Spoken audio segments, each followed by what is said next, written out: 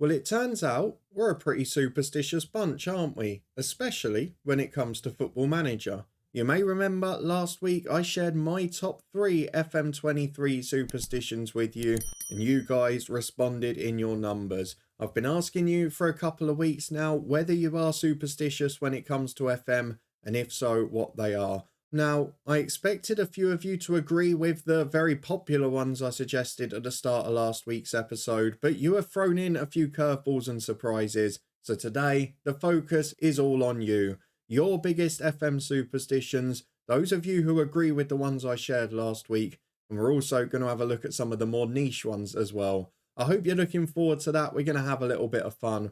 But firstly, let me slide over to the side of the screen so I can put your comments up and show you what you've said.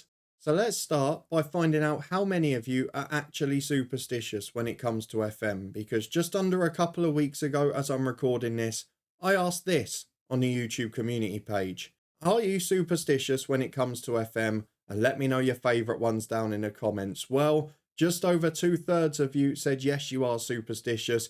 Bravo to the third of you that just played a game without any superstition at all. No premonitions, just get on with the game. I salute you, and I'm a little bit jealous. However, nearly 70% of you said you were superstitious, and a number of you responded with, well, some in agreement of my superstitions, and some of you with some very niche ones. So let's run through the lot. We're going to start with those of you that agreed with some of mine from last week. And we'll start with our number 3, which I did think would be the most popular one, and that is ending the game or closing the game for the day on a winning streak. When you come back the next time, you are bound to lose your first game. Well, a few of you agree with me, it turns out. Toby, you've said you leave the game running for days just so the RNG doesn't reset. You've got a more logical explanation for what's happening there. That was agreed with later on by Chris, who responded to the comments on the actual video last week, saying again, it's probably more likely that that one actually happens. Stefan agreed with number 3 as well. He put that in the comments to last week's video. We've also got Scottish FM Liam saying, yep, if I go on a 10-game unbeaten streak and turn it off, I'm losing 6 on the bounce the next day. I think we've all been there once or more in the past. Owen also said the lucky dice is real. One day you could have the best run of form ever, turn it off, turn it on, and then lose the next 10. Another one of you relating to that superstition. The other one was Andy, who also said, if you switch the game off on a hot streak, the chances are that hot streak's going to go pretty cold when you load up the game next. However, we have got one with a complete flip side view to that, and that is John the player, who says, I can never finish a Football Manager session on a loss. I have to have a win to feel good. So he's not worrying about what's happening the next day. John, you're just about finishing on a good vibe, and fair play to you. You're probably a better person than some of us who are more worried about what's going to happen in the future. So a little bit of a contrasting view at the end there, but I think we're all in agreement that there's some form of superstition there with my number 3 from last week.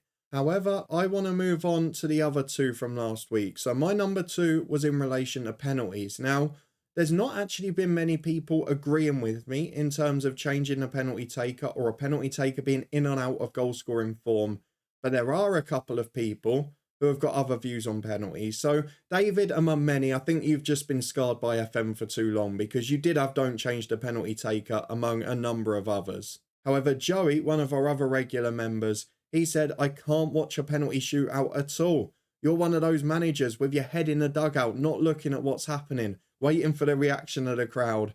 I love the fact that you said, I've physically left the room several times, and if I catch a glimpse of the first penalty, we definitely lose. I mean, that is taking it to a whole new level. I don't think I've ever left a room during a recording. You can correct me in the comments if I have. So they're the couple that talked about penalties as well.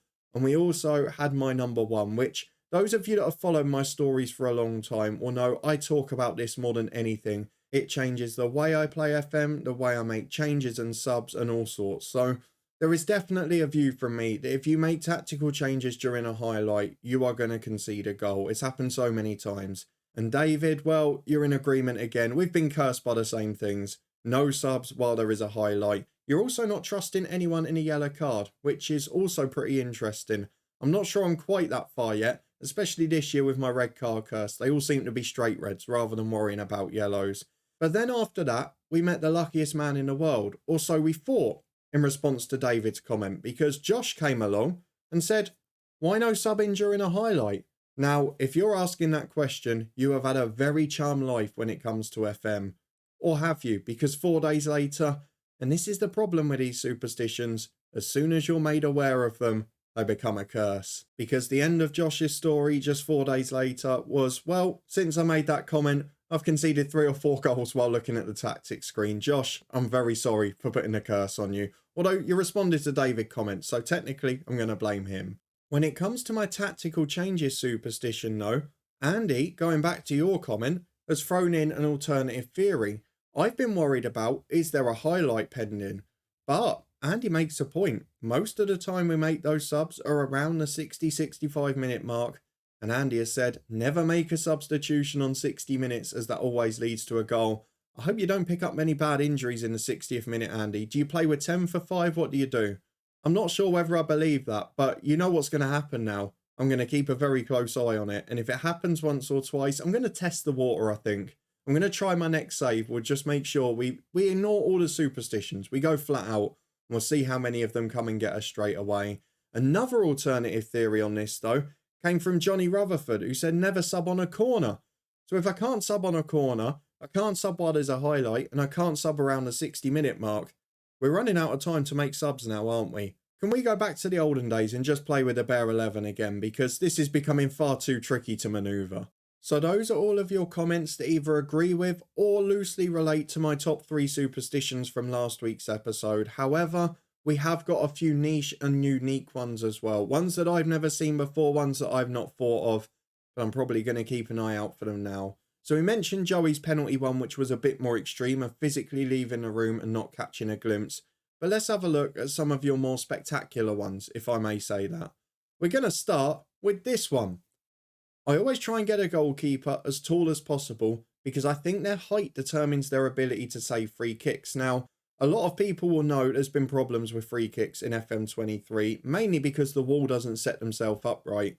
And I guess if you look at those free kicks that aren't going right in the corner, maybe height has got something to do with it. Now, I don't like having a short goalkeeper, mainly because I feel it has an effect on corners when the keeper goes up. And I feel they get beaten to the header more in a 6-yard box. But I've not kept an eye on that. I think I'm going to have to buy 2 goalkeepers now of contrasting height and maybe do a little FM experiment on that. So you've given me some work to do. Thank you very much. Let's have a look at another one. KW, you must have 2 of the most unique ones I've ever seen. I have to select my lineup on the tactics screen, never on the pre-match selection screen. I'd love to know your reason for that or how it started, because that is a very unique one. I always do mine on the match selection screen, I think. I just wait until the last possible moment. Of course, it does mean you get the odd time where you might accidentally click through, but yeah, I'd love to know how that started. Let us know if you've got a good reason for it. Your other one, and I'm impressed with this because this takes some dedication and you must have a spreadsheet to do this. My whole squad must get a medal. I make sure everyone plays enough games just in case I win. Now that suggests that you're doing that every year, just in case you win a title, because of course some years, the first 2 games of the season you're not going to know. What if you're a relegation favourite and then you suddenly end up in a title race? Are you suddenly rushing your 3rd choice keeper in for 5 games? Do you keep a smaller squad with that in mind? I'm not sure how you're working with that. But I tell you what, on the face of it, it looks like some dedication. So fair play, you're doing more than I am for this game. Going back to Johnny Rutherford, who said never sub on a corner, he also says never re-sign a player that left. They've always been atrocious when they've returned for me. See, I've not had that problem. I've had quite a few successful second spells with players. Of course, with the levels I manage at, it's normally loan and then coming back for a permanent. But if I go back to like FM19 with Torquay, I wouldn't advise it. It's not the best standard of video.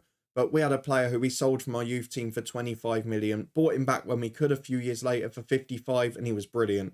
Richard Quirk, I think his name was. But yeah, definitely not been a superstition for me, and I've got evidence to suggest that that isn't one. But again, like my number 1 last week, I know you're not going to be convinced if you've had a bad experience. The final one we've got from another Owen, and I've saved this because I think it's the best till last in terms of niche superstitions.